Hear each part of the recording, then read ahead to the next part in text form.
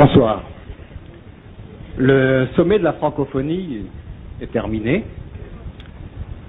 Je ne sais pas comment vous avez vécu ça, vous autres, le sommet de la francophonie à Québec, mais moi j'y étais. J'y ai même participé, à titre d'observateur, et à la terrasse d'une brasserie, il est vrai. Mais néanmoins, je vous assure qu'il y avait là tout un brasse camarade.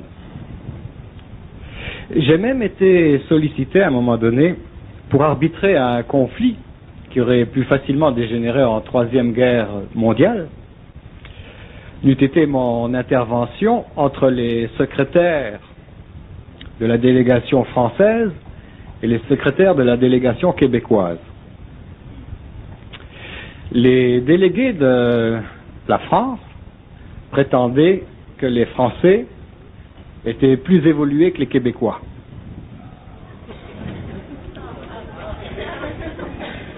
Et c'est précisément là qu'on est venu me demander mon arbitrage en ma qualité de citoyen qui bénéficie de la double nationalité, à la fois française et canadienne, et qui navigue donc entre deux mondes. Alors ça a été très simple, je n'ai eu d'ailleurs qu'à me rendre à l'évidence. Il est vrai que les Français sont plus évolués que les Québécois. Plus évolués dans le sens d'accumulation de connaissances, d'étendue de la culture, d'intensité historique, 2000 ans d'histoire, de souvenirs, de mémoire. La France a toute une âme que le Québec n'a pas. Les Québécois, eux autres, ils n'ont rien de tout ça. Ils ont simplement de l'esprit. Et ils n'ont même pas de mérite, parce que l'esprit, lui, l'esprit qui souffle où il veut, a décidé de souffler sur le Mont-Royal. Les Québécois, eux autres, sont tout simplement dans le vent de l'esprit. Je ne sais pas si nos cousins de France ont saisi la nuance entre l'âme et l'esprit, mais après mon intervention, qu'ils ont bien écouté, toujours est-il qu'ils se sont tus. C'est d'ailleurs là la preuve de leur grande intelligence. Mais si l'intelligence suffit pour bien écouter, ça prend de l'esprit pour bien parler. C'est pourquoi il est temps d'accueillir maintenant M. Bernard de Montréal.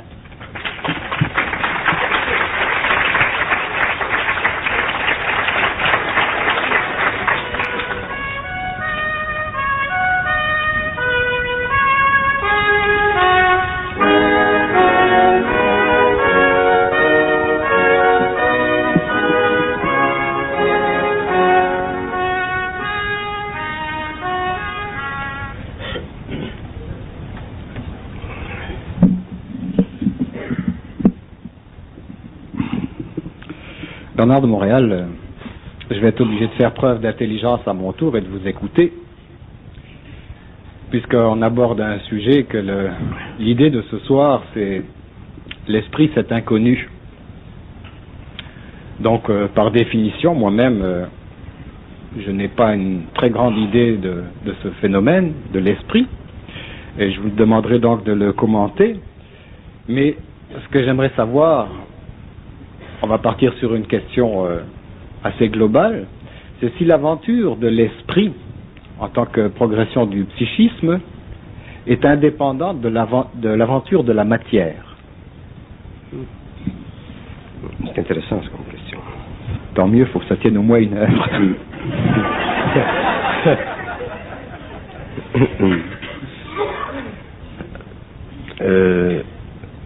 D'abord, il faut regarder le mot esprit, le terme esprit.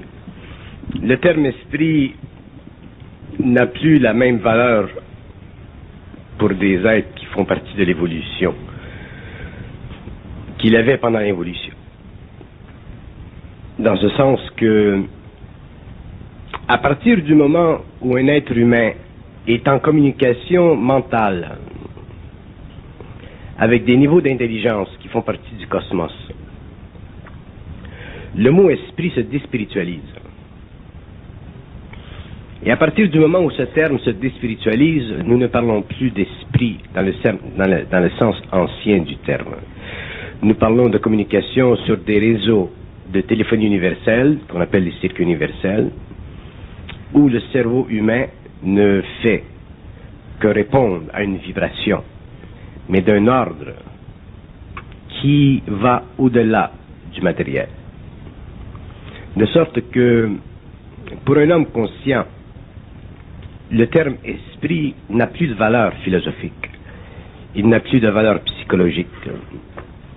Il devient une manifestation intégrale de son être. Et la phénoménalisation de l'esprit ou la genèse de l'intelligence deviennent une et même chose.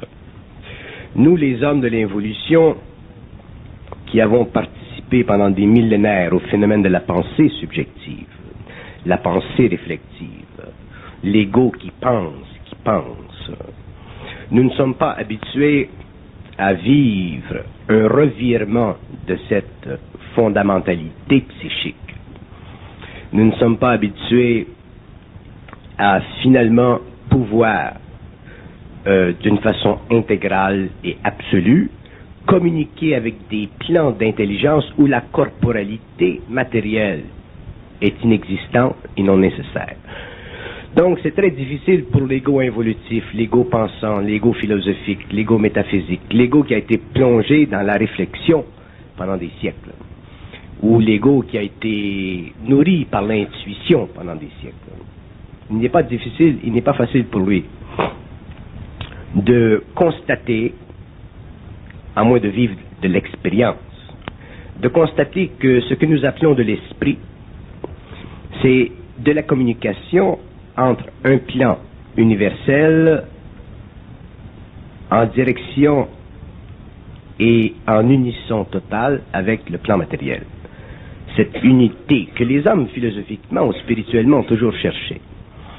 Ce n'est pas facile parce que l'ego, à cause de sa sensorialité, à cause de son système matériel, a toujours pensé que la vie, elle se situe foncièrement dans l'actualisation de son organisme matériel et psychique, mais d'une façon découpée ou décousue d'une grande intégralité que j'appelle les ordres cosmiques ou les univers cosmiques. L'ego n'a jamais pu contempler, concevoir, projeter mentalement des ordres qui sont au-delà de sa conscience philosophique ou scientifique ou sensorielle. Autrement dit, il y a dans ce que nous appelons l'univers des mondes qui ne peuvent être connus, compris dans leur totalité, dans leur intégralité, dans leur phénoménalité, que dans la mesure où nous, les hommes égoïques, sommes capables de communiquer avec ces mondes pour avoir de l'information, nous avons besoin, les hommes, de vivre une communication avec des plans suffisamment élevés pour pouvoir finalement avoir une mesure de ce que représente ce que nous appelons l'absolu, ou les mystères, ou l'infinité, ou les infinitudes, ou les mondes parallèles, ou la mort, ou l'âme, ou l'esprit, ainsi de suite.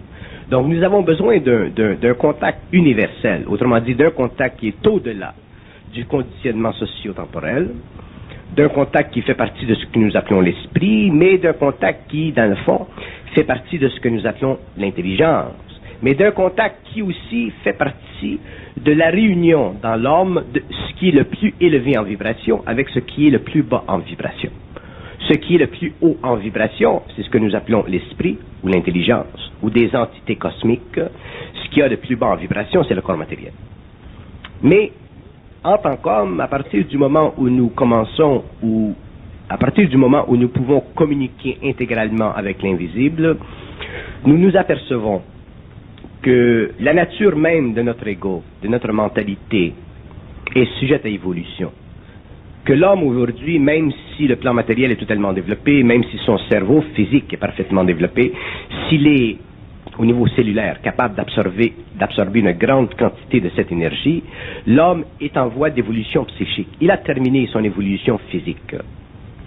Mais l'homme commence son évolution psychique. Donc, là où pendant l'évolution, il a développé son corps matériel jusqu'à aujourd'hui, Il est maintenant arrivé à un stage où il doit développer non pas simplement le corps matériel, mais le corps éthérique, le corps astral, le corps mental, autrement dit les corps subtils.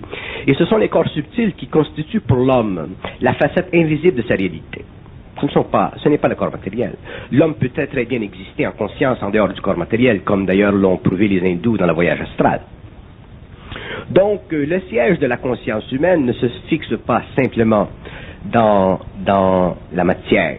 Il se fixe sur d'autres plans qui constituent pour l'homme d'autres corporalités, autrement dit, d'autres espaces psychiques. Et ces espaces psychiques sont des espaces suffisamment vibrants pour représenter, pour l'être humain, une continuité de conscience avec ce que nous appelons l'absolu, dans la mesure où ces espaces psychiques, ces corps invisibles, ces stations d'énergie sont capables de vibrer à cette énergie qui est universelle, qui vient de ce qu'on appelle le monde de l'esprit ou des mondes mentaux, des mondes architecturaux du mental ou des mondes qui n'ont aucune forme mais qui ont une ampleur totale sur la diversification de l'énergie en mouvement dans l'univers. Autrement dit, là où la création s'établit dans le cosmos, il y a possibilité d'intégration de cette énergie avec les plans inférieurs dont l'homme fait partie exécutante sur le plan de la forme. Donc, l'esprit, pour couper court une conversation qui pourrait s'éterniser, l'esprit, c'est non simplement une projection psychologique de l'ego, mais c'est intégralement une vérification catégorique et absolue de l'intelligence à travers son mental ajusté à une vibration cosmique. C'est une bonne façon de l'écrire. À partir du moment où l'ego est capable, sur le plan psychologique, de s'aliéner de sa composition sociologique, raciale, évolutive, il est capable de s'amalgamer à une composition pluralistique, psychique, cosmique, évolutive, infinie, absolue, qui fait sauter toutes les formes qui ont composé la station psychologique de son moi évolutif et qui lui permet finalement d'en arriver à un statut universel, c'est-à-dire à une capacité intégrale de comprendre l'évolution de son système. S'il vit sur le plan matériel, il doit comprendre l'évolution de son système matériel en relation avec la science, la philosophie, la génétique, la médecine, ainsi de suite. Mais la condition fondamentale pour l'homme, c'est de pouvoir un jour, au cours de son évolution, reprendre ce qui lui a été enlevé par l'évolution pour le développement de sa conscience égoïque sensorielle dirigée vers la matière. À partir du moment où l'homme sera capable de faire ceci, il se désengagera de la mémoire, c'est-à-dire que il se désengagera de l'impression créée par la vie planétaire. Donc, il se désengagera automatiquement de la puissance vibratoire de ce que nous appelons l'âme, qui est une mémoire.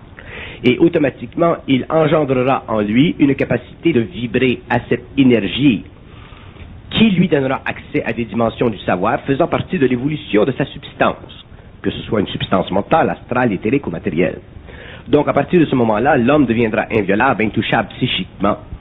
Il ne sera plus régi par les lois de l'évolution, c'est-à-dire que son mental ne sera plus forcé de subir la dominante ou la domination de la polarité du bien ou du mal. Et une fois que l'homme sera libéré du bien ou du mal, il n'aura plus à vivre psychologiquement. Il vivra simplement psychiquement. Si vous me demandez quelle est la différence entre vivre psychiquement et vivre psychologiquement, je vous dirai que vivre psychologiquement, c'est vivre en fonction de ce que l'on ne sait pas et qu'on essaie de savoir. Alors que vivre psychiquement, c'est vivre en fonction de ce qui est connu et su et qui nous est dû de savoir. Comment se fait-il qu'il règne une telle confusion, soit au regard de la théologie, donc l'aspect intuitif de la recherche métaphysique, ou même en regard de la raison raisonnante là, et scientifique dans la définition de l'esprit et de l'âme? Pourquoi est-ce qu'il y a cette confusion-là? Si on prend un dictionnaire qui est fait par des académiciens, donc des gens très raisonnables, et certainement le summum des cogitations cérébrales, on voit qu'il y a beaucoup de confusion au niveau de la définition de l'esprit et de l'âme. La même chose au niveau théologique. Pourquoi? Parce que la définition que nous donnons à un mot, pardon, la définition que nous donnons à un mot, surtout lorsque nous traitons de termes qui servent à nous donner une perception d'une certaine réalité dite voilée, l'âme, l'esprit. Cette définition est toujours basée sur les appréhensions psychologiques ou métaphysiques ou occultes ou intuitives de l'évolution, c'est-à-dire que les hommes qui aujourd'hui pensent ne pensent pas avec le présent de leur conscience créative. Ils pensent en fonction de ce qui a été pensé et ils réorganisent ce qui a été pensé à la mesure de ce que la société contemporaine peut absorber, accepter ou vibrer de la nouvelle consonance. Donc, il n'y a pas d'évolution dans la pensée humaine, il y a simplement qu'une progression systématique de la formulation de la pensée qui nous a amené à la fin du 17, 18, 19e siècle à l'autodétermination psychologique de la valeur de la pensée qui est devenue une forme de science cartésienne. Mais ceci fait partie de la progression psychologique de l'ego, ça ne fait pas partie de la création de l'esprit dans l'homme ou du pouvoir intégral de l'ego de devenir lui-même l'extension dans la matière de cette créativité-là. De sorte que si nous regardons les hindous, si nous regardons ce que les orientaux, les mystiques occidentaux ont fait, ou ont dit qu'ils ont fait, si nous le regardons à partir d'un point de vue involutif, c'est-à-dire à partir d'un point de vue qui nous permet de réfléchir sur ce qu'ils ont fait, il est évident qu'aujourd'hui, à la fin du XXe siècle, nous allons réfléchir d'une façon un peu plus sophistiquée que nous l'aurions fait, disons, au XIIe siècle, au temps des Romains. Parce que justement, au cours de l'évolution, le cerveau a progressé sur le plan de la mémoire et les mots ont graduellement pris une nouvelle consonance. Et cette nouvelle consonance a aidé à la progression sémantique du vocabulaire de la société, mais n'a pas donné de réponse à l'homme. Nous avons besoin, les hommes, de réponses, c'est-à-dire que nous ne pouvons pas indéfiniment, sur le plan matériel, vivre en fonction de ce que les hommes, pendant l'évolution, ont régurgité dans leur mental ou essayé constamment de raffiner dans leur mental. Nous avons besoin, quelque part dans le temps, de dicter, à partir d'un plan mental supérieur au plan mental involutif, de dicter les lois de la raison, et non pas nous assujettir aux lois de la raison. Donc, quelles sont les lois de la raison? Un homme qui est libre dans le mental peut dicter les lois de la raison. Peut-être que les lois de la raison qu'il va dicter ne seront pas raisonnables pour un homme qui est cartésien. Mais lui, en tant qu'homme qui crée, autrement dit, en tant qu'homme qui ne pense plus en fonction des valeurs évolutives, il établit une nouvelle norme concernant les lois de la raison, et cet établissement-là ne vient pas de lui, ça ne fait pas partie du façonnement de l'ego, ça fait partie de la conversion de l'énergie à travers le plan mental supérieur qui donne à l'homme une nouvelle conception de la vie mentale de l'homme. Donc, si nous parlons de la raison, il y a ce que nous appelons la raison cartésienne. Il y a la raison cartésienne qui est illuminée de l'intérieur parce que nous appelons l'intuition.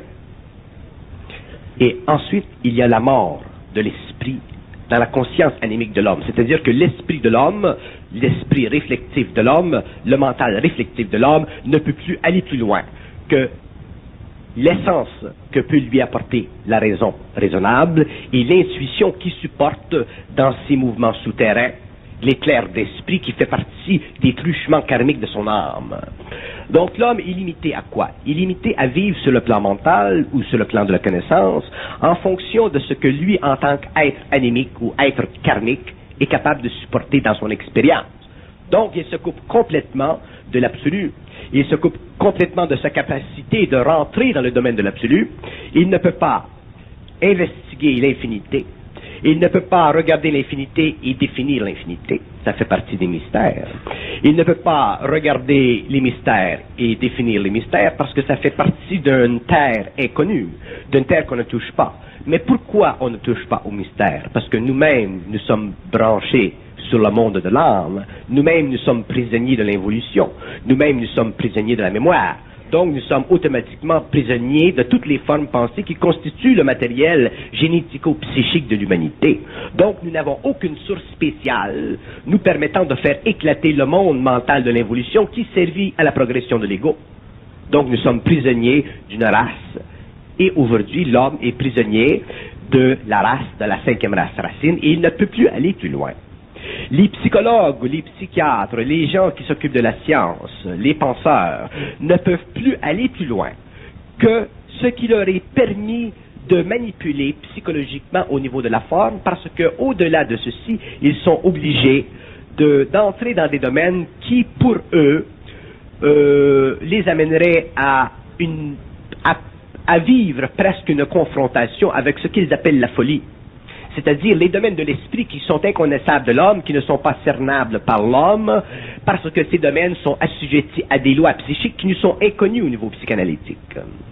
Donc nous avons besoin d'hommes dans le monde qui sont finalement libres de l'évolution, c'est-à-dire qui possèdent un mental supérieur, non pas supérieur dans le sens qualitatif, mais supérieur dans le sens que ce mental n'est plus affligé par le mémoriel qui fut nécessaire pendant l'évolution, mais un mental qui est capable de créer une nouvelle mémoire. Vous allez dire, mais comment l'homme peut-il créer une nouvelle mémoire s'il n'a pas de mémoire? Le phénomène de la mémoire, ce n'est pas un phénomène de composition. Le phénomène de la mémoire, c'est un phénomène d'ajustement psychique, psychologique, de la valeur de la forme au cours des siècles. Et autant l'homme ou l'humanité pendant l'évolution a été capable d'accumuler ces formes qui ont été graduellement ajustées, qui sont devenues notre mémoire, autant l'homme conscient dans un instantané est capable de faire descendre dans le plan ou sur le plan mental une nouvelle mémoire, c'est-à-dire une énergie qui va jeter de la lumière dans une ancienne forme et lui donner une nouvelle vitalité. Donc, si nous prenons par exemple le concept de l'infinité qui a une certaine valeur pour le mathématicien, qui a une certaine valeur pour le métaphysicien, qui a une certaine valeur pour le spiritualiste, nous en arrivons à une conception qui permet à l'homme de préconcevoir qu'il existe dans le cosmos ou dans la vie des dimensions qui ne sont pas définissables par la réalité psychique de son moi. Donc, qui ne sont pas sur le plan psychologique assimilables dans sa conscience. Donc, qui ne sont pas sur le plan de son moi capables de donner à son moi la qualité infinie de son esprit. Donc, qui l'annihile complètement de sa réalité, c'est-à-dire de son lien avec l'absolu, de son lien avec le double, et ainsi de suite. Donc, qui lui ferme la porte à l'infinité, qui lui ferme la porte au savoir, qui lui ferme la porte à une science cosmique, qui lui ferme la porte à une totale réalisation du pouvoir créatif de l'homme sur le plan matériel.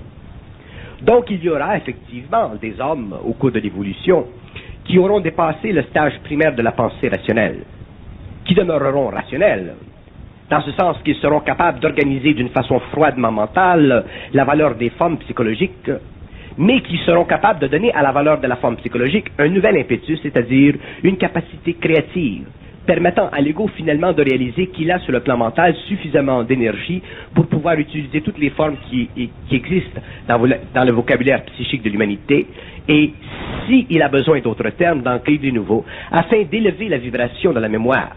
Ça, c'est le phénomène de l'esprit. Si nous regardons le phénomène de la langue dans un pays ou dans une race ou dans une nation, ce ne sont pas les hommes qui changent la langue d'une nation. Ce n'est pas un homme qui un jour décide de changer la langue d'une nation. La langue d'une nation fait partie d'un processus de genèse. C'est un processus lent au cours des générations, des siècles, des millénaires. C'est une présence de l'esprit à travers la grande masse inconsciente de l'humanité qui, avec les siècles, donne à cette masse, cette nation, cette race, la qualité sublime de son propre esprit national, son propre esprit collectif. Si nous regardons le français, par exemple, il existe dans la langue française un état spirituel que nous ne retrouvons pas dans d'autres langues. Pourquoi? Parce que ça fait partie de la qualité empirique, monarchique, psychique, esthétique, de la fonction civilisatrice de la France en Europe. Donc l'esprit meut à travers le mental des paysans, le mental des rois, le mental des aristocraties, le mental des académiciens, il meut une vibration qui passe à travers la forme et qui donne à la forme une certaine élasticité, donc une certaine poésie.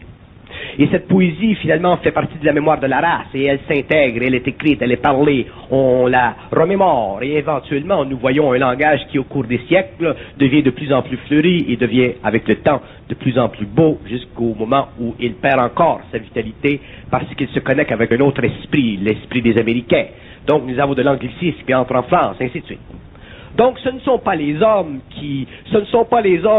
d'une façon cartésienne, mécanique, autodidacte, princière, qui dicte les lois de l'évolution de la race, de l'esprit, de l'empire de l'esprit, de la puissance de l'âme, de la psychologie évolutive de l'âme. Ce sont les forces internes de l'homme, mais l'homme doit les connaître, ces forces, s'il veut avoir une pleine compréhension de ce que nous appelons la psychologie de l'être, s'il veut avoir une pleine compréhension et une capacité de participer d'une façon créative à la philosophie de l'homme, non pas la philosophie de l'être. Ça n'existe pas, la philosophie de l'être. Si nous parlons de la philosophie de l'homme, oui. Si nous parlons de la philosophie de l'être, ça n'existe pas parce que la philosophie, c'est l'amour de la science. C'est l'amour de la connaissance. Alors que dans le monde de l'esprit, l'amour de la connaissance n'existe pas. Il y a simplement le pouvoir de la connaissance. Il y a le pouvoir de l'esprit. Il y a le pouvoir de la lumière. Et l'esprit est capable de faire éclater toutes les philosophies, toutes les sciences, toutes les psychologies, parce que l'esprit, sa fonction dans le cosmos, c'est de remettre à neuf les vieilles formes, afin de créer une nouvelle vitalité. C'est l'esprit qui donne, qui crée le cyclisme. C'est l'esprit, même sur le plan de la matière, qui fait éclater les mondes élémentaux qui, eux, soufflent à leur propre niveau certaines vibrations dans des mondes matériels qui donnent à la matière, à sa genèse, toute sa vitalité, toute son élasticité, qui crée son effondrement et sa récupération. Donc, l'homme doit un jour, l'homme nouveau, l'homme qui n'appartient plus à la cinquième race. Parce que lorsque nous ne parlons plus à la cinquième race racine. Nous ne parlons plus aux penseurs, nous ne parlons plus aux philosophes, nous ne parlons plus aux psychologues, nous ne parlons plus aux psychiatres, nous ne parlons plus aux scientifiques. Nous parlons à une nouvelle race d'hommes. Une race qui n'existe pas, une race qui est en voie d'évolution, une race qui est extrêmement embryonnaire, et une race qui donnera naissance à une nouvelle psychologie, une nouvelle psychiatrie, une nouvelle médecine, une nouvelle science. Nous parlons à ces hommes. Ces hommes sauront, comprendront, pourront par eux-mêmes évaluer ce que nous disons parce que ces hommes feront partie de ce nouveau cycle où l'esprit finalement souffle à travers le cerveau pour donner à la forme une nouvelle valeur. Une valeur qui n'est plus capable d'être fossilisée dans le musée psychologique de l'humanité qu'on appelle la mémoire.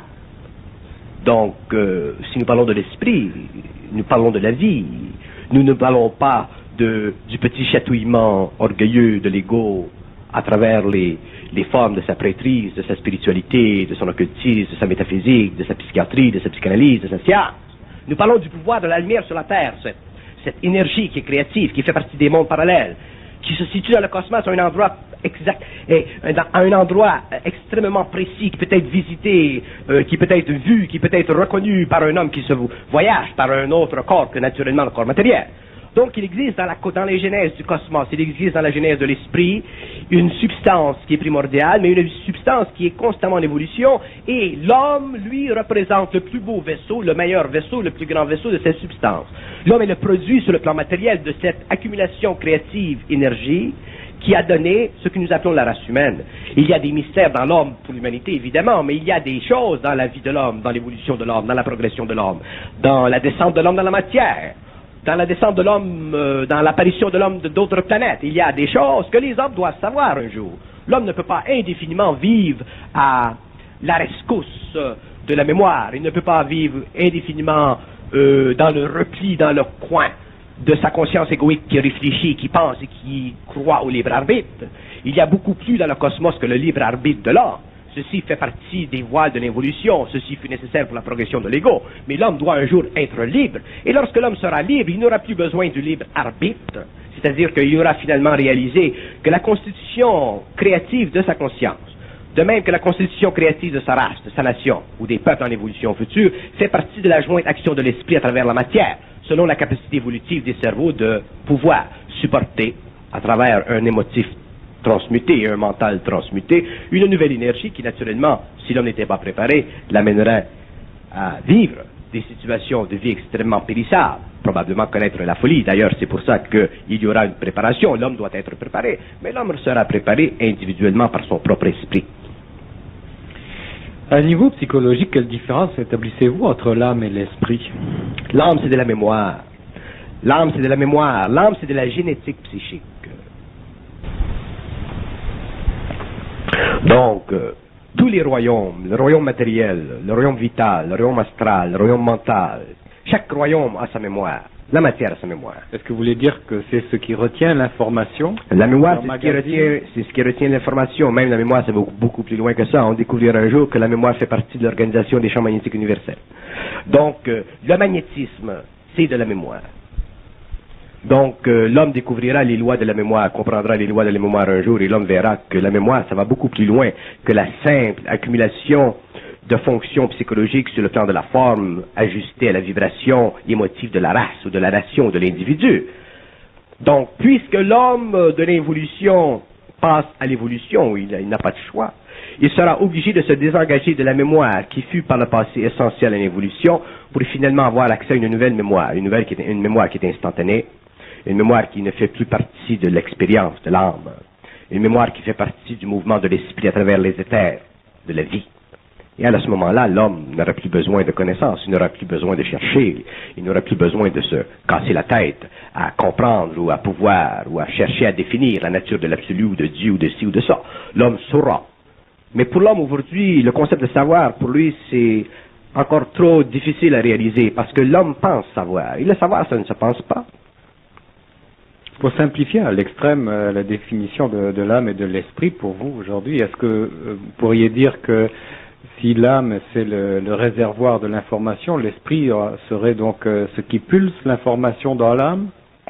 Bon, j'essaie de me faire quelque chose comme une image un peu dans la relation entre les deux.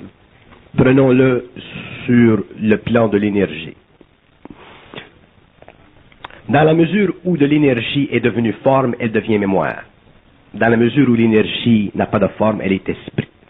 Donc l'homme vit avec de l'énergie qui a été fossilisée, formalisée. Donc automatiquement, il est prisonnier de cette forme.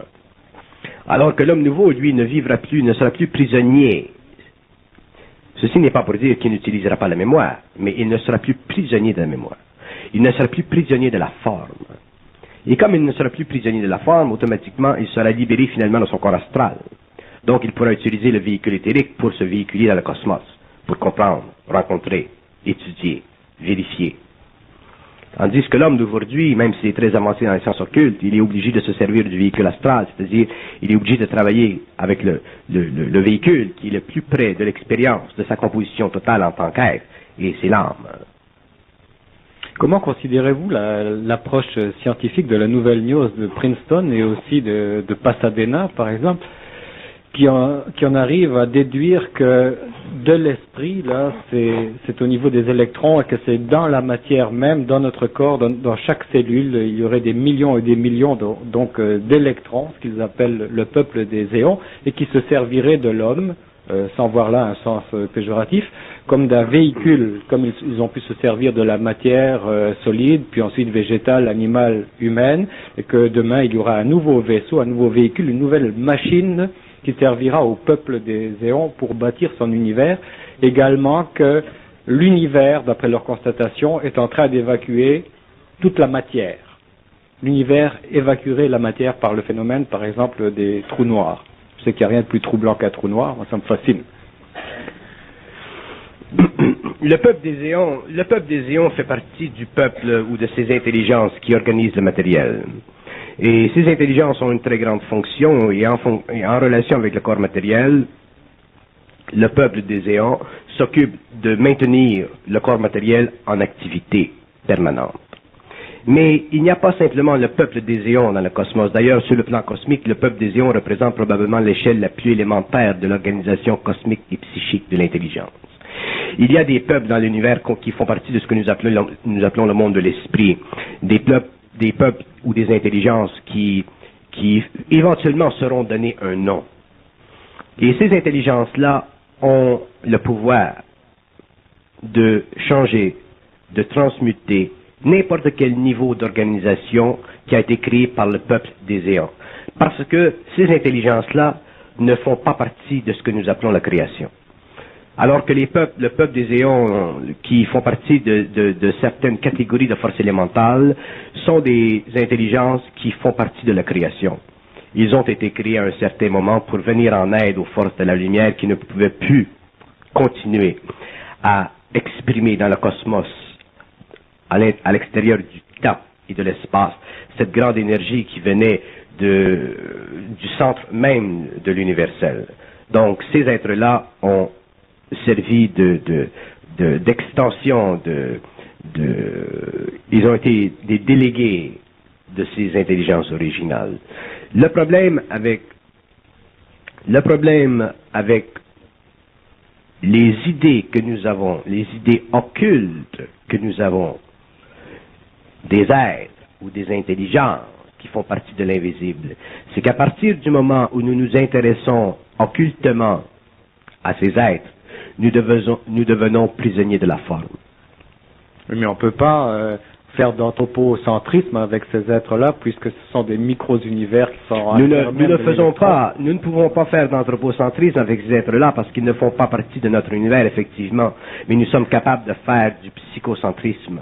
C'est-à-dire que nous sommes capables de nous limiter à la conversion psychique de leurs valeurs en fonction d'une méthodologie mentale qui nous permet à nous, sur le plan spirituel, d'entreposer dans notre mémoire des fonctions psychiques de leur réalité et qui nous donne à nous l'impression d'avoir accès à de la connaissance. Autrement dit, plus nous avançons dans la réalisation des mondes, plus nous avançons dans le monde mental, plus nous nous apercevons que la seule liberté de l'homme, la seule, c'est d'être capable de détruire ce qui a été établi par les intelligences créatives de la création sur le plan de la forme. Je ne parle même pas de la mémoire. Autrement dit, si un homme est capable sur le plan mental supérieur d'éliminer, de neutraliser, de dépasser, de réorganiser, de neutraliser la fonction psychique de la mémoire créée par des forces éoniennes dans son mental, il devient libre. S'il ne fait pas ça, il est automatiquement occulté. Et un homme qui est occulté est incapable de dépasser la nature même de son esprit parce que il est incapable de supposer à l'intérieur de son mental qu'il existe des dimensions qui ne valent pas la peine d'être étudiées pour la simple raison que déjà son esprit est au-dessus de eux. Vous comprenez? Autrement dit, si nous regardons la disposition qui existe entre l'infinité créative d'un mental humain en fusion, et si nous regardons la valeur créative, évolutive, psychique d'un mental qui reçoit des impressions venant de ces mondes occultes, ces mondes éoniens, nous réalisons que l'homme est obligé d'absorber la vibration de la lumière. Et ce n'est pas la fonction de l'homme d'absorber la fonction de la lumière pour qu'elle devienne ensuite une forme, une mémoire dans son esprit. La fonction de l'homme sur le plan créatif au cours de la prochaine évolution sera de faire éclater les formes de l'évolution qui ont servi à la création de l'homme, mais qui demain ne serviront plus à la création de l'homme pour la simple raison que l'homme sera obligé, sur le plan de sa prochaine fusion, de créer de nouveaux mondes, de créer de nouveaux univers, où ces forces éoniennes seront absolument inutiles. Mais si l'univers évacue la matière, lorsque l'univers évacue la matière simplement pour la remplacer avec matière psychique. Et cette matière psychique fait partie des trous noirs, elle fait partie des tunnels, elle fait partie des espaces utilisés par les forces psychiques pour finalement en arriver éventuellement à se regrouper dans d'autres stations de vie pour d'autres expériences. Exemple, si l'homme, admettons aujourd'hui que toute la planète Terre devenait supramentale, consciente, en fusion, le plan astral sera totalement neutralisé. Donc, toutes les entités dans le monde astral, toutes les mémoires qui ont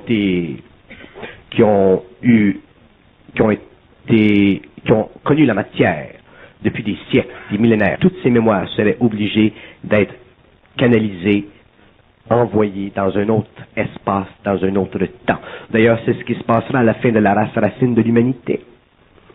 Nous devons comprendre, d'ailleurs, nous comprendrons ceci un jour, parce que ceci fera partie de la genèse du réel. Un jour, nous comprendrons qu'il n'existe pas dans l'homme conscient, dans l'homme qui est parfaitement uni à sa source, il n'existe pas d'étape entre lui et cette infinité. Et comme il n'existe pas d'étape entre lui et cette infinité, le problème de l'infinité cesse d'avoir une valeur psychologique pour lui. Et lorsque l'infinité cesse d'avoir une valeur psychologique pour l'homme, Dieu s'écrase. Autrement dit, la fonction psychologique de Dieu que nous avons créée pendant l'évolution n'est plus nécessaire. Pourquoi? Parce que nous avons à ce moment-là les moyens psychiques, créatifs, d'intervenir instantanément dans toute la mémoire cosmique de la création sur le plan de la forme mentale. Autrement dit, il n'y a plus de limite créative à un être en fusion. Il n'y a plus de limite créative à un être qui connaît les lois de la forme. Pourquoi? Parce qu'il n'y a plus d'espace mental dans son ego pour se servir de la mémoire de l'évolution. Donc, il est obligé de créer une nouvelle mémoire, c'est-à-dire d'établir sur le plan matériel ou sur le plan éthérique l'empire de l'esprit ou l'empire de la lumière. Donc, il est obligé d'instituer une nouvelle façon de voir la forme. Ceci, c'est le savoir. Et les hommes demain fonctionneront comme ça d'une façon naturelle, parce que les hommes demain n'auront plus besoin de réfléchir. Donc, ils n'auront plus besoin de préconiser la valeur de la forme pour engendrer en eux l'émotion de cette valeur afin de se sécuriser émotivement devant l'infinité, devant le Dieu, devant la grandeur du cosmos, devant l'infinité du cosmos, devant la valeur sociale ou psychosociale des extraterrestres, par exemple.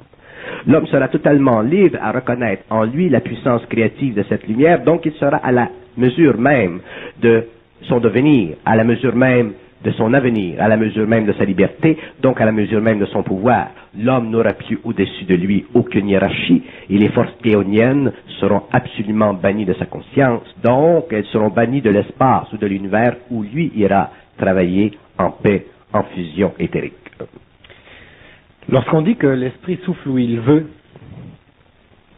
est-ce qu'il souffle réellement où il veut, ou souffle-t-il où il peut? Dans quelle proportion? L'esprit ne souffle pas où il veut, et il ne souffle pas où il peut. Il ne fait que souffler. Et lorsqu'il souffle, ça devient son vouloir et son pouvoir.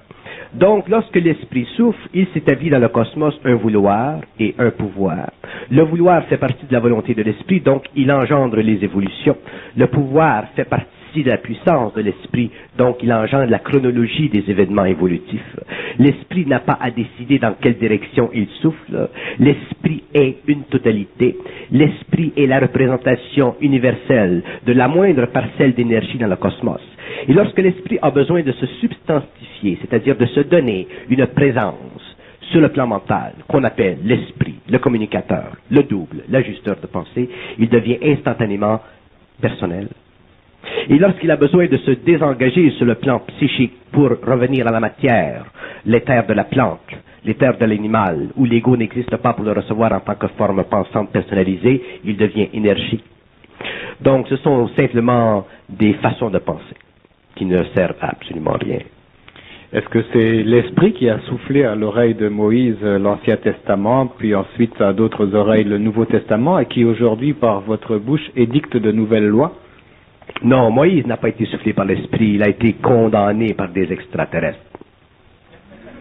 Ouh là là, ça demande à être expliqué. Il a été condamné par des extraterrestres et le peuple juif a été condamné aussi par eux parce que le peuple juif est un peuple initiatique. La raison pour laquelle Moïse a été condamné par les extraterrestres, c'est parce que Moïse avait, au cours de son expérience antérieure, laissé derrière lui des manuscrits qui ne devaient pas être utilisés dans la convention psychique des mondes interfédéraux. Donc, il a été obligé de payer le prix sur le plan de son expérience parce que dans les mondes interfédéraux, lorsqu'il a fait ceci, il a forcé des intelligences inférieures d'utiliser de l'information qui a créé dans le cosmos beaucoup de tensions, beaucoup d'erreurs et beaucoup de conversion d'énergie. Moïse, sur le plan de l'esprit, sur le plan de son être-té en dehors de la matière, était un initié. C'est un être très avancé. Mais les êtres avancés dans le cosmos ne peuvent pas se permettre de faire d'erreurs. S'ils font des erreurs, ils sont obligés de payer. Et lorsqu'ils payent, ils viennent sur la planète.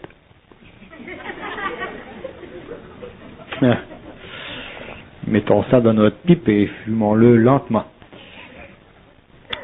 Si on regarde dans les temps passés, le symbolisme de la colombe ou de l'esprit qui descend sur les apôtres, la langue de feu, etc., est-ce que ceci symbolisait ce qu'aujourd'hui vous appelez la fusion? Est-ce que ces gens-là ont vécu une fusion? Oui. Mais ce n'était pas une fusion mentale, c'était une fusion astrale. Donc, ça n'avait de valeur que dans la mesure où ça permettait à ces êtres d'être extrêmement spirituels, donc de se faire couper la tête. Alors qu'aujourd'hui, un initié ne se fait plus couper la tête, parce que s'il n'est plus un être spirituel, il est un être mental. La différence entre les initiés du passé, c'est que les initiés du passé étaient en fusion à travers le corps astral, alors que les initiés de l'avenir sont en fusion à travers le corps mental. Donc, c'est une initiation solaire, ce n'est plus une initiation d'une être. Mais ces êtres ont eu une très grande importance dans l'évolution de l'histoire de l'humanité. Qu'est-ce qui empêche ou qui retient le phénomène de la libération de l'esprit ou de la liberté d'esprit? La mémoire. La mémoire, c'est le plus grand. La mémoire, c'est le plus grand poids rattachée au pied de l'homme. C'est un couteau à deux tranchants. Elle est utile, elle est valable. Et dans un même temps, elle est inutile. Mais l'homme, l'ego, n'est pas prêt à brûler les ponts de sa mémoire. Il n'est pas prêt parce qu'il n'a pas de remplacement, il n'a pas de fusion. Si l'ego avait de fusion, il n'aurait plus besoin de mémoire. Il y aurait un remplacement instantané. Mais tant qu'il n'a pas ça, il est obligé d'avoir de la mémoire. Mais avec l'évolution et les nouvelles instructions d'humanité et les nouvelles sciences, surtout les nouvelles sciences dans le domaine de la psychologie, l'homme en arrivera finalement petit à petit à se désengager des aspects émotifs de la mémoire pour ne garder que les aspects constructifs de la mémoire, ce que j'appelle les aspects civilisateurs de la mémoire. Les aspects qui servent à l'édification de l'homme, à son rendement sur le plan social, à son rendement dans un contexte matériel. Et en ce qui vous concerne personnellement, y a-t-il une limite dans le monde, dans le public, à la diffusion de l'instruction supramentale? S'il y a une limite? Oui, comment identifiez-vous une limite ou une résistance dans le public, dans le monde, dans les masses médias, si vous voulez, à passer votre information? Oh, ben écoutez, il ne faut pas m'identifier avec la conscience supramentale, hein? Moi, je suis simplement, je suis un spark, si vous voulez. Je commence un bal, mais je ne suis pas mandaté pour amener dans le monde la conscience supramentale. J'ai des choses beaucoup plus importantes que ça à faire. La conscience supramentale, ça fait partie aujourd'hui de la créativité psychique de certains êtres. Moi, j'en suis un, il y en a d'autres. Il y aura des hommes qui auront une très grande capacité d'amener cette vibration dans le monde. Il y en aura d'autres qui l'auront moins. Il y en aura d'autres qui la copieront, ainsi de suite. Mais que ce soit fait de n'importe quelle façon, la conscience supramentale fait partie de l'instruction mondiale. Donc, au cours des siècles, des millénaires, cette science deviendra de plus en plus présente dans le monde. Mais elle changera constamment de face parce que si nous parlons de conscience supramentale, nous parlons de conscience créative. Nous parlons de conscience supramentale aujourd'hui parce que nous sommes obligés de parler d'un plan mental inférieur qui réfléchit et le contraster à un plan mental supérieur qui est créatif. Mais avec le temps, surtout avec les événements qui viendront, le contact entre l'homme et d'autres espaces, le passage de l'homme sur le plan éthérique, le contact télépathique entre des hommes sur la Terre, la conscience supramentale, demain on ne parlera plus de ceci. On parlera simplement du pouvoir de l'homme. Mais aujourd'hui, on parle de la conscience supramentale. Mais il ne faut pas forcer les choses et me mettre sur le dos la responsabilité de la diffuser dans le monde. Au contraire, plus j'avance dans le monde, plus je veux rentrer dans mon trou et me cacher. Donc, alors c'est bel et bien un bal, mais c'est un bal masqué. C'est un bal, ben, effectivement, c'est un bal masqué. Effectivement, il y aura des écrits. Effectivement, je vais écrire. D'ailleurs, j'ai commencé, ainsi de suite. Et il y aura des gens qui pourront partir de là et expliquer ceci, mais... Vous parlez de la rencontre avec des êtres d'autres espaces, venant d'autres espaces, d'autres temps. Aujourd'hui, on nous propose déjà d'accueillir les extraterrestres. Est-ce que vous êtes intéressé à les accueillir, les extraterrestres, ou plutôt à former des terrestres extra? Ou à rencontrer les terrestres extra? Je vais vous dire une chose. Les gens qui veulent accueillir les extraterrestres, je leur souhaite bonne chance. Mais je préfère voir des gens qui passeront de la conscience d'une race à une conscience d'une race supérieure, à une conscience de fusion, finalement, pour les rencontrer, ces êtres qui viennent d'autres planètes, et parler avec eux sur le même pied d'égalité. Sinon, ils vont vous endormir, hein. Non. Pour que l'homme rencontre des étrangers ou des êtres qui viennent d'autres civilisations, d'ailleurs, d'abord, qui ont d'autres mémoires génétiques, qui ont d'autres mémoires psychiques, qui ont une conception totalement différente de l'homme évolutif concernant l'évolution de la race humaine, l'origine de la race humaine, d'où viennent les jaunes, les noirs, les indiens, ainsi de suite. Ces êtres-là font partie de l'évolution de tout l'univers local. Ils sont trop au courant de l'inaptitude psychologique de l'humanité pour venir en contact direct avec l'homme sur un plan mondial. Il faut qu'il y ait une préparation. Mais s'il y a une préparation, il faudra qu'il y ait un chaînon entre l'entrée de ces êtres-là ou le contact entre ces êtres-là et l'humanité. Ce chaînon fait partie de ce que j'appelle la régence planétaire. Il y a des hommes sur la Terre qui sont préparés à servir de pont entre ces intelligences et l'humanité. Parce que les hommes ne peuvent pas venir en contact direct avec ces intelligences-là. Parce que les hommes sont des êtres qui croient. Tu ne peux pas croire un extraterrestre. Croire un extraterrestre, c'est comme croire un bandit. Croire un extraterrestre, c'est autrement dit, croire un extraterrestre, c'est s'assujettir à une forme de pensée qui est valable historiquement, mais qui pour nous est spirituellement dangereuse. Ça veut dire quoi ça que imaginez-vous que les extraterrestres viennent et disent nous avons contacté Moïse, Allez dire ça à un juif. Hein? Surtout aujourd'hui, Allez dire ça aux hommes. C'est leur nouvel an. Nous allons faire des extraterrestres de Dieu. Les extraterrestres ne sont pas plus élevés en conscience que les hommes conscients de la Terre le seront demain en fusion. Même il y a des hommes conscients de la Terre. Parce que si je parle de l'humanité, de la prochaine humanité, l'humanité en fusion, pourquoi l'humanité est en fusion, la prochaine race racine, sa fonction sur le plan cosmique, sur le plan de l'univers local, quel est son statut universel, cette nouvelle humanité? Quel est le statut universel de l'initié qui vient à la fin du cycle, comparé avec ces êtres qui viennent d'autres planètes? Les extraterrestres ont des choses à apprendre de l'homme. D'ailleurs, le premier principe qu'ils ont à apprendre, c'est le principe de l'amour. Mais pas un principe d'amour spiritualisé. Nous avons été vous savez, nous sommes tellement naïfs. On peut respecter un homme qui va dire, écoutez, l'univers c'est très grand, on s'abaisse devant la grandeur de l'univers, on fait le chapeau. Ça, on respecte. Mais un homme qui a l'effronterie psychologique de penser que sa petite science cartésienne va l'amener à comprendre l'incommensurable et le scientifiser, c'est un con, même s'il a un doctorat. C'est un con. Et c'est un con parce que il vit de voile.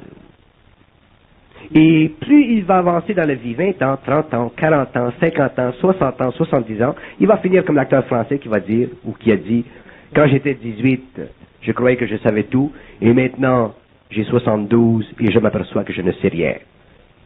Ça, c'est la condition de l'involution, c'est la condition orgueilleuse de l'involution.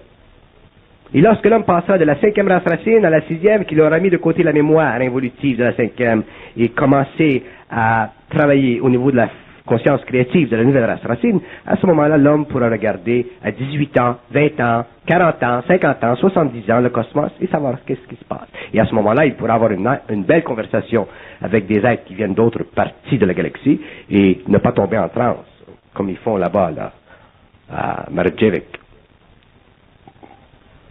Les enfants de la Vierge.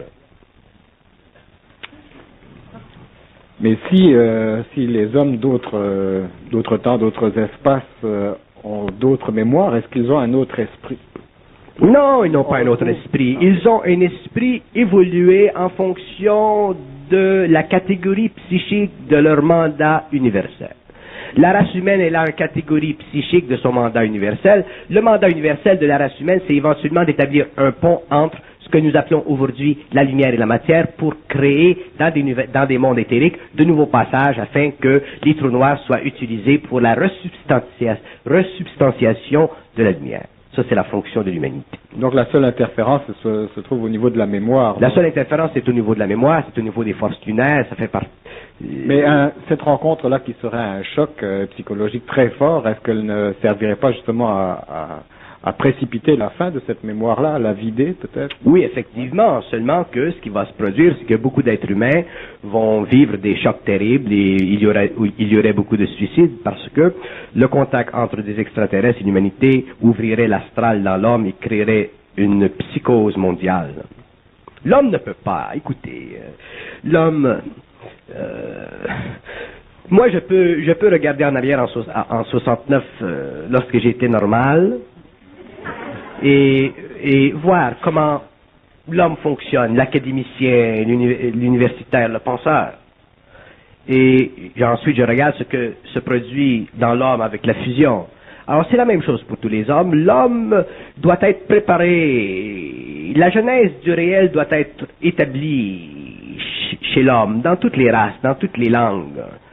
Et il doit y avoir une nouvelle forme d'éducation, plus occulte, si vous voulez, de l'invisible, de l'universel. Mais quelque chose qui n'est pas spiritualisé, quelque chose qui est down on the ground, près de la terre, pour que l'homme puisse finalement utiliser l'expérience de certains hommes et finalement concrétiser la qualité abstraite de son mental. L'homme est capable de concrétiser les aspects abstraits de son mental. Mais pour qu'il le fasse, il faut qu'il se dissocie de la valeur psychologique de la mémoire. La mémoire fait partie de l'évolution de la race humaine. L'expropriation de la mémoire fera partie du pouvoir de l'homme sur la matière, fera partie du pouvoir de l'esprit à travers l'homme, fera partie de l'utilisation, de la réutilisation du corps éthérique humain, qui a été suspendu lorsque la rupture des cycles universels a été faite au cours lors des débuts de la race adamique. Donc l'homme doit savoir tout. Il doit savoir tout, mais il doit le savoir par lui-même. Il ne peut pas tomber dans les grandes évasions philosophiques, nocturnes, poétiques, métaphysiques, occultes, spirituelles. L'homme n'est pas un con. L'homme est un être de lumière, mais sa lumière est cachée sous le boisseau de la mémoire.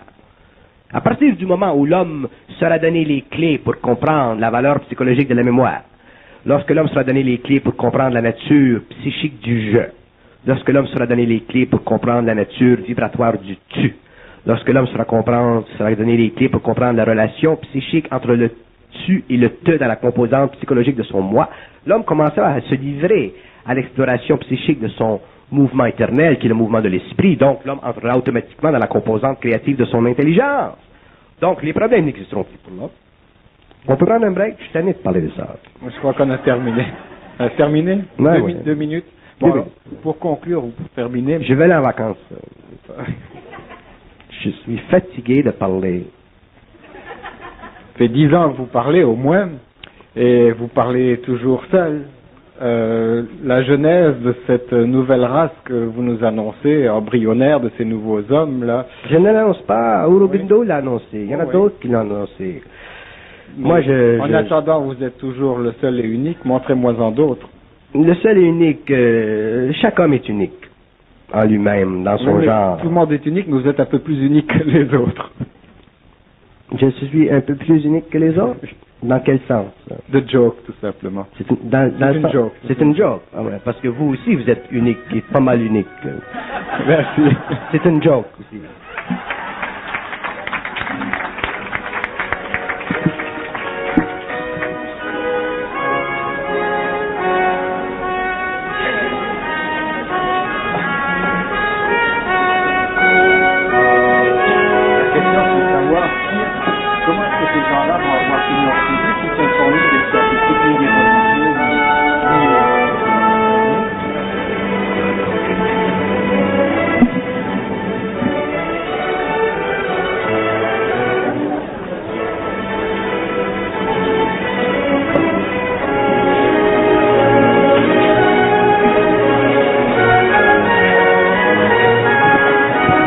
On fait une pause d'une demi-heure.